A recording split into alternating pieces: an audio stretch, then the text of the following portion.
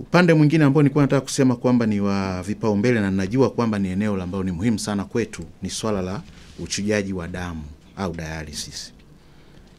Mradi ambao MSD ilianza kutekeleza mwaka 21-22 na mpaka sasa hivi tulikuwa tuna changamoto kubwa mbili. Nadhani wote tunazifahamu. Ya kwanza ilikuwa ni huduma kufikia kwa wateja wengi zaidi, na ya pili ilikuwa ni gharama za dialysis.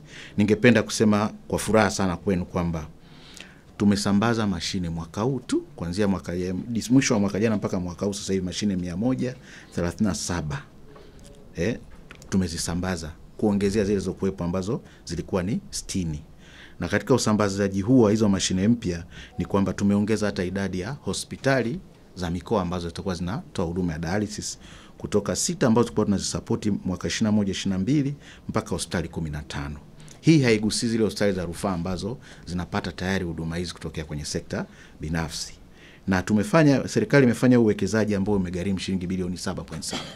Kikubwa zaidi ni kwamba wagonjwa wawe wanakuwa karibu zaidi na huduma hizi za kufanya dialysis. Na katika upande huo, katika hizo hospitali ambazo nimetaja 15, hospitali 4 ndio ziko kwenye matengenezo, nyingine 11 ziko tayari.